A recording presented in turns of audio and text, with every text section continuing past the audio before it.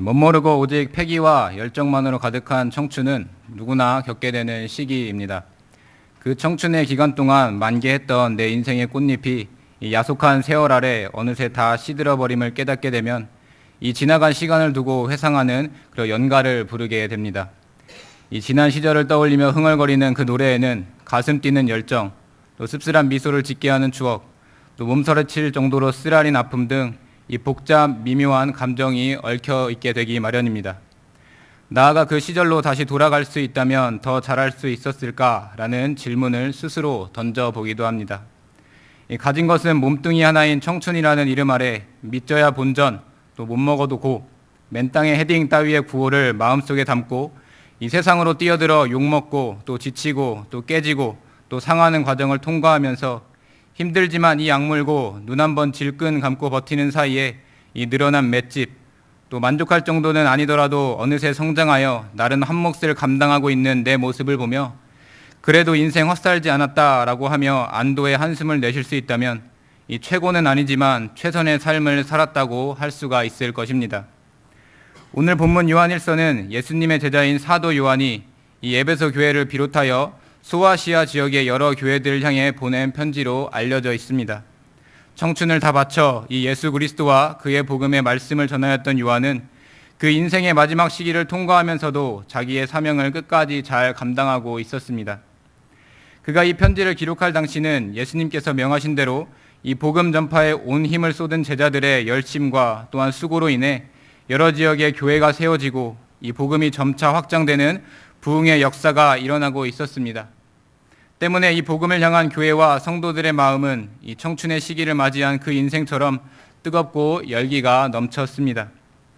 그러나 이제 막 세상을 향해 내딛는 과정이기에 체계적인 신앙은 물론 그 기본 진리조차 제대로 형성되지 못한 상황 속에서 그 성장을 가로막는 이 로마라는 거대 국가로부터의 박해와 이 복음을 위태롭게 하는 이단의 공격은 실로 감당하기 어려운 문제였을 것입니다.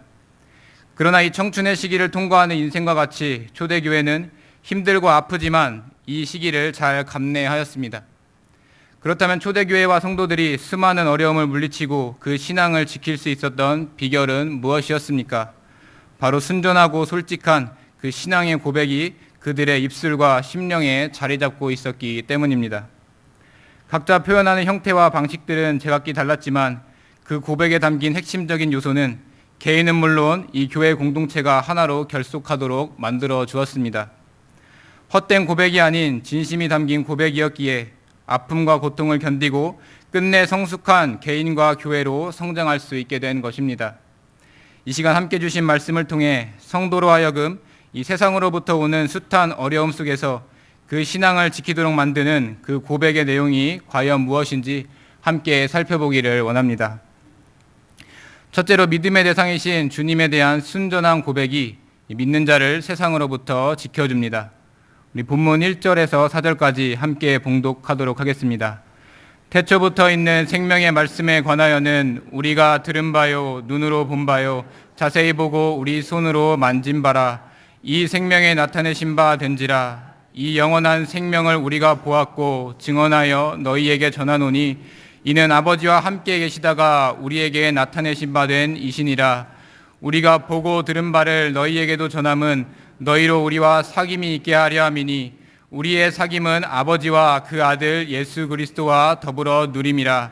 우리가 이것을 쓰면 우리의 기쁨이 충만하게 하려 함이라. 아멘. 자신이 알고 있는 어떤 사실을 기록하고 있는 사도 요한의 모습은 거침이 없고 또한 확신에 찬 그야말로 전의가 불타오르는 이 보무당당한 군인의 모습을 보는 것과 같습니다. 그가 이토록 담대하고 뜨겁게 목소리를 높일 수 있었던 것은 본문 1절 하반절에 기록되어 있듯이 자신이 증언하고 전해야 하는 소식이 간접적인 체험이 아닌 자기 귀로 듣고 또 눈으로 보고 손으로 만진 이 실제 경험에 의한 것이었기 때문입니다. 이 소식은 도대체 어떤 내용을 담은 것이기에 이 사랑의 사도인 요한의 심령을 이토록 크게 격양되도록 하고 그 목소리를 높이도록 만든 것입니까? 그 내용은 1절 상반절에 기록된 대로 태초부터 있는 생명의 말씀에 관한 것이었습니다. 본래 이 태초라 함은 기본적으로 산이 생기고 이 바다가 조성되었던 이 창조의 때를 말하는 것으로 이 시간의 시작을 의미합니다. 그러나 사도 요한이 말하는 이 태초는 그런 창조의 때가 아닌 그 전의 상태를 말하는 것으로 이 시간의 시작에 앞서 먼저 존재하는 것이 있음을 나타내는 말입니다. 그 시간의 시작에 앞서 있었던 것이 바로 생명의 말씀이었습니다.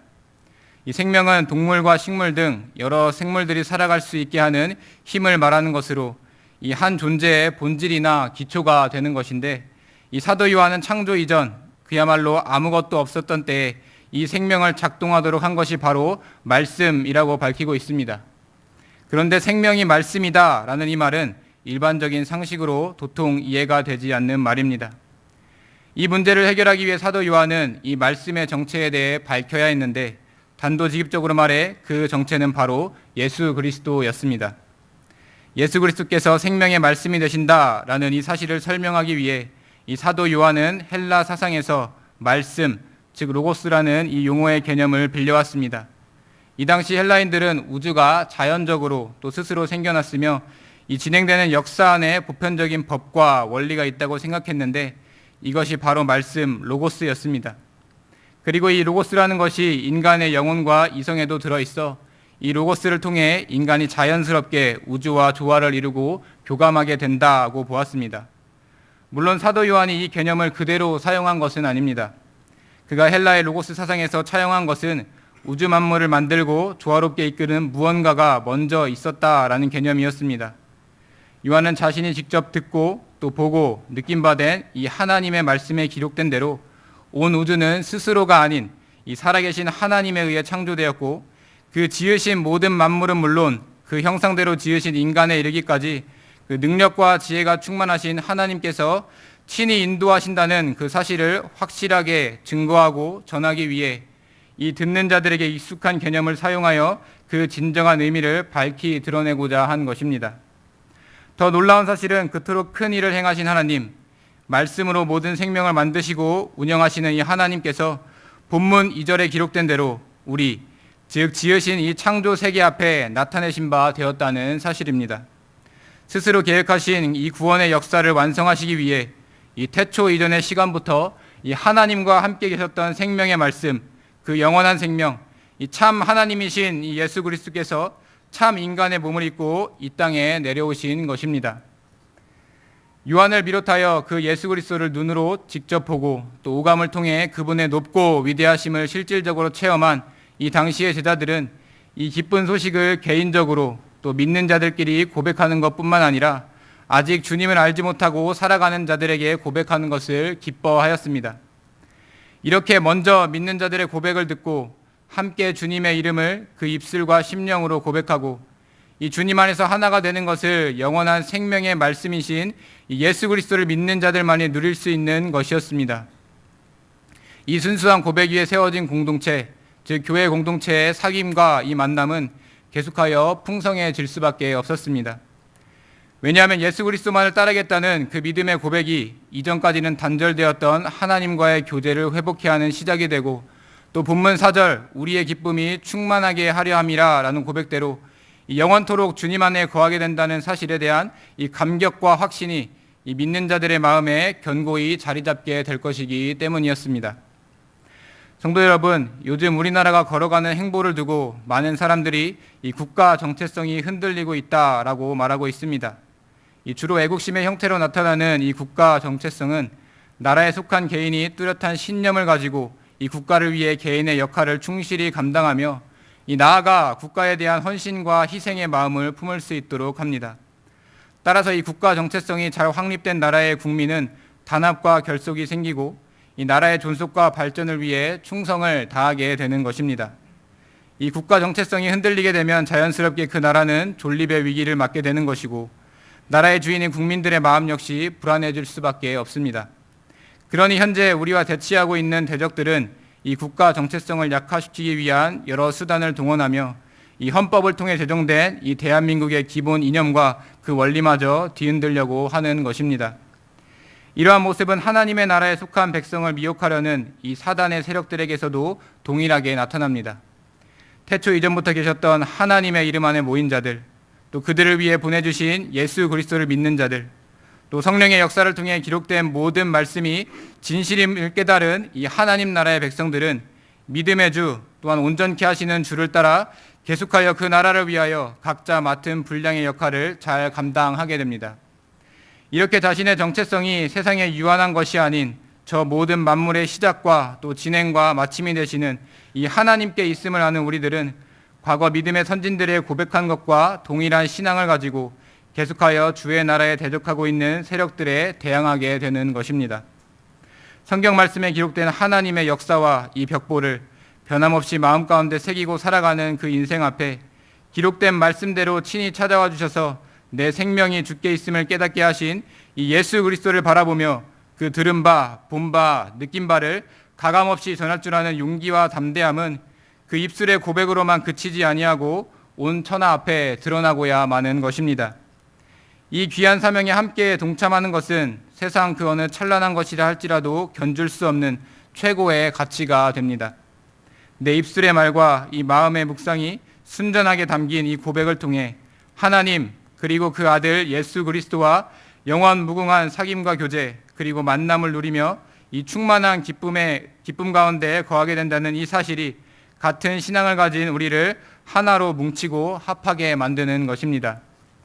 비록 한 개인으로 볼 때는 훅 불면 날아가는 티끌과 같은 존재에 불과하지만 그 연약한 존재들 앞에 나타나셔서 지금까지 쌓아온 이 모든 믿음의 역사들이 그릇된 것이 아님을 친히 증거해 주실 뿐만 아니라 더욱 그 신앙의 고백 아래 하나가 되어 진리를 순전하게 보호할 수 있도록 인도해 주시는 이 하나님 앞에 우리는 더욱 감사할 줄 알아야 합니다.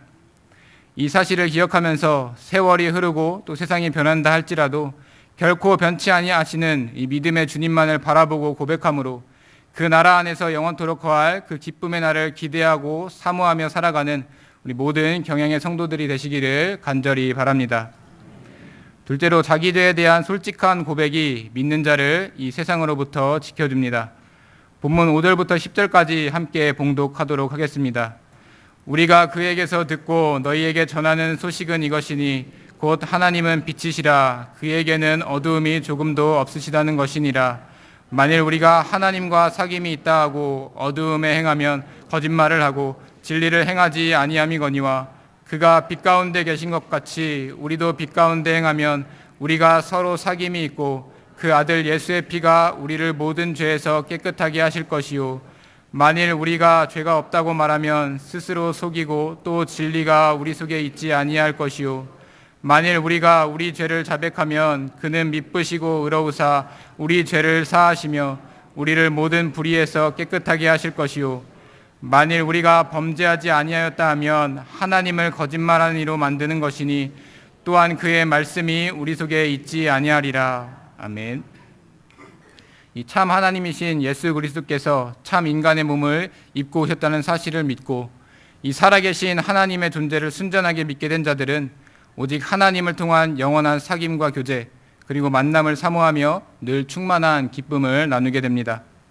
그런데 이렇게 주님의 말씀, 이 영원한 생명의 말씀이신 예수 그리스도를 섬기는 이 공동체의 일원이 된 사람이라면 반드시 해야 할 것이 있는데 바로 자기 죄에 대한 솔직한 고백입니다. 지으신 세상에 대한 모든 권세와 능력을 가지신 이 하나님을 알게 되고 그분이 나의 주인 되신다는 사실을 고백하는 이 공동체의 일원은 이 본문 5절에 기록된 대로 빛이신 하나님 앞에 개인의 죄에 대하여 솔직하게 고백을 하게 되는 것입니다. 이 예수 그리스도의 공생의 사역 가운데 함께하였던 사도 요한, 또 그리고 예수님을 따랐던 모든 제자들 역시 이 빛되신 하나님 앞에 자기의 죄를 뉘우쳤습니다. 그 뉘우침은 자기만의 읊조림과 또 반복함에 그치는 것이 아니라 이 하나님 앞에 진정한 고백을 하도록 만들었고 그런 진실된 고백을 하는 자들이 모여 이 교회 공동체를 이루게 된 것입니다. 그렇게 빛이신 하나님을 앞에 고백한 자들은 이 하나님의 거룩하신 속성을 따르게 되었습니다. 사실 위엄과 이 영광으로 가득 차 계신 하나님을 따르는 것은 이 한낮에 강렬하게 내리쬐는 햇빛, 또 어둠을 밝히는 조명을 이 유한한 인간의 눈으로 똑바로 바라볼 수 없는 것처럼 이 죄로 얼룩진 인간의 능력으로는 도무지 감당할 수 없는 일입니다. 그렇지만 본문 7절 상반절에 그가 빛 가운데 계신 것 같이 우리도 빛 가운데 행하면 이라고 기록된 대로 예수 그리스도를 통해 하나님을 만나 그 구원의 은혜를 체험한 사람은 자연스럽게 그 빛 되신 하나님을 바라보게 되고 완전하진 않지만 그 거룩하심을 반사하는 거울로 살아가게 되는 것입니다. 이렇게 과거 주님을 모르는 때에 거하고 있던 그 어두움과 결별한 사람들이 모인 이 교회 공동체는 7절 하반절에 기록된 대로 오직 그 한 가지 사실, 자신의 모든 어두움이 이 하나님의 아들 예수 그리스도의 보혈의 피로 깨끗하게 용서되었을 뿐만 아니라 이 빛 되신 하나님과 같이 밝게 되었다는 사실로 인해 더욱 충만한 사귐과 교제 그리고 만남을 나누며 살게 되는 것입니다. 사도 요한은 이러한 사실을 더욱 강조하기 위해 이 만일이라는 가정을 사용하고 있습니다. 6절부터 10절에 이르기까지 이 하나님과 사귐이 있는 자, 또 죄가 없다고 말하는 자, 이 범죄한 것이 없다고 말하면서도 그 삶 속에서 정당한 모습을 보여주지 않는 사람이 있다면 그 사람의 고백은 그릇된 것임을 밝히고 있는 것입니다. 콩 심은 데 콩이 나고 또 팥 심은 데 팥이 나는 것처럼 그 참된 신앙 고백의 내용은 결실하는 열매를 통해 반드시 밝히 드러나는 법인데, 입으로는 하나님과 사귐이 있고 모든 죄를 용서해 주심에 감사드리며 다시는 범죄하지 않겠다고 고백하였지만 그 삶의 모습은 변함없이 거짓말을 하고 자신뿐만 아니라 다른 사람을 속일 뿐만 아니라 나아가 이 하나님을 거짓말하는 분으로 만들어버리는 사람은 애초부터 진리, 즉 그 생명의 말씀이신 예수 그리스도 안에서 하나가 된 백성이 아님을 밝혀주고 있는 것입니다. 성도 여러분, 이 선서는 많은 사람들 앞에서 성실할 것을 맹세한다는 이런 사전적인 의미를 가지고 있습니다. 이 대통령을 비롯한 공무원들이 직위에 취임을 할 때 이 선서를 통해 오른손을 들고 목소리를 내어 이 선서문을 낭독하는 모습을 많이 보았을 텐데, 이는 각 개인이 맡은 바 된 일에 대한 책임과 목적을 다시 한번 상기하면서 그와 같이 행할 것이라는 다짐을 하는 시간이 됩니다. 이렇게 처음 시작할 때 외친 그 선서의 내용이 그 직무를 감당하는 동안 끝까지 이어나가면 좋겠지만 그것이 그리 쉬운 일은 아닌 것 같습니다. 가까운 예로 우리 교단의 학생들이 외치는 이 SFC 강령을 들 수가 있습니다. 신앙운동을 하는 학생들이 어떤 방향과 목적을 가지고 살아야 하는지 정리한 이 강령을 수시로 외치고 또한 마음속에 새겨보지만 이 세상 가운데서 그 신조를 따라 살고 그 신앙을 따라 빛과 소금의 생활을 하며 그 사명과 생활 원리는 지키는 것은 결코 만만치가 않은 일입니다. 그래서 누군가는 책임감이라는 그 무게에 짓눌리다 못해 질려버려 이 자신의 입술과 마음을 다하여 외친 그 고백을 잠시 덮어두고 이전과 똑같은 모습으로 전락하는 모습을 쉽게 볼 수가 있습니다. 안타까운 것은 이러한 연약의 모습이 신자의 고백에도 동일하게 나타난다는 사실입니다. 처음에는 세상의 모임과는 다른 이 위로와 사랑을 받아 하나님과 예수 그리스도의 은혜를 알고 또 일정한 시간이 지나 그 신앙을 이 교회와 성도 앞에 고백하고 이 한 믿음, 한 신앙 아래 성장하다가도 언제 그랬냐는 듯이 돌아서는 영혼을 바라보는 그 마음과 그 안타까움은 이루 말할 수가 없습니다. 하지만 진정 하나님 앞에 솔직한 고백을 올린 영혼이라면 결코 영원토록 방관자와 같은 삶을 살지 않게 됩니다. 물론 빛 대신 하나님 앞에 자신의 죄가 적나라하게 드러나고 그 빛으로 인해 금세 녹아져 없어져 버릴 것 같은 이 부족하고 연약한 영혼임을 자각하게 되는 경우가 비일비재하게 나타나겠지만 내주 대신 예수 그리스도를 통해 다시금 주님 앞으로 인도받게 됩니다.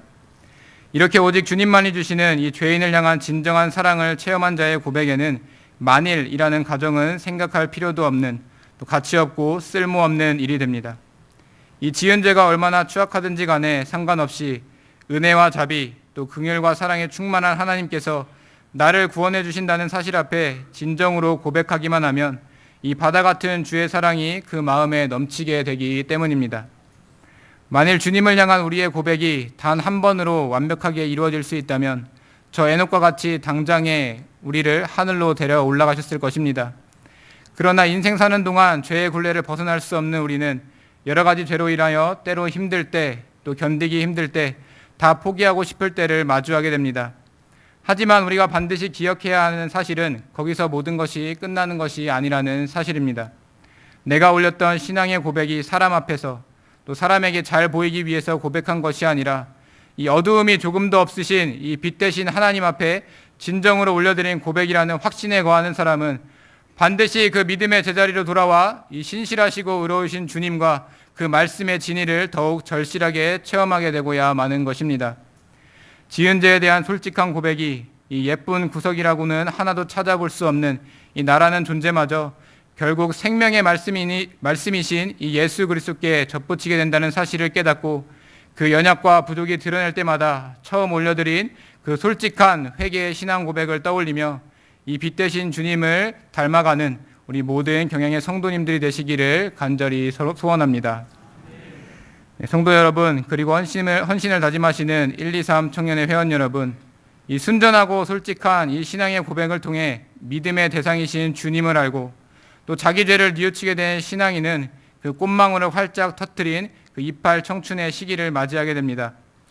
이 신앙의 청춘은 인생의 청춘과는 달리 그 시기가 유한하고 한정되어 있는 것이 아닙니다. 그 고백을 통해 하나님은 물론 같은 신앙을 가진 성도들과 나누는 이 기쁨의 사귐과 교제 그리고 만남은 알아가면 알아갈수록 더욱 풍성한 결실을 맺게 되고야 합니다. 비록 그 사귐과 교제와 만남을 시기하고 또 질투하는 이 세상과 사단의 공격과 방해는 오늘 말씀의 직접적인 수신자였던 에베소 교회가 경험했던 것과 같이 이 숨이 턱 막히게 또 탈출구가 보이지 않는 미래와 같은 상황으로 다가오지만 까짓 거 한번 덤벼보자 하고 부딪혀 본다면 그 이후에 이건 역시 하나의 신앙의 증표로 남아 같은 신앙을 가진 이들과 이야기를 나누며 더욱 깊은 교제를 나누도록 하는 도구로 쓰임받게 될 것입니다. 사도 요한의 모습만 보아도 그렇지 않습니까? 그는 예수님을 처음 만날 때에는 이 힘든 세상살이에 격렬하고 불같은 성격을 가져 보아너게, 즉 우레의 아들이라는 별명으로 불린 사람이었습니다.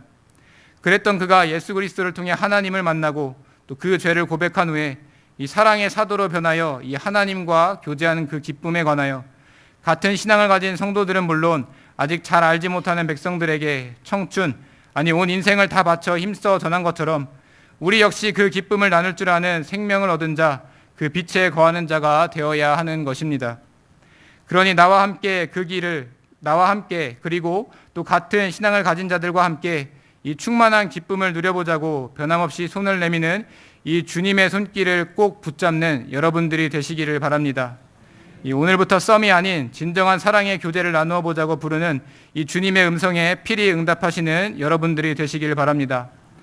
혹 이런 주님의 초청을 받고도 내 자신이 부족해서 또 못나서 또 부끄러워서 이 하나님과의 사귐 또 교제 그리고 만남의 장소에 나갈 수 없다고 생각하는 분이 아직도 계시다면 내가 어두움에 머물고 있다고 할지라도 빛 대신 주님께서 비춰주시면 당장에 우리는 빛 가운데 머물게 되는 피조물이라는 사실에 의지하시길 바랍니다.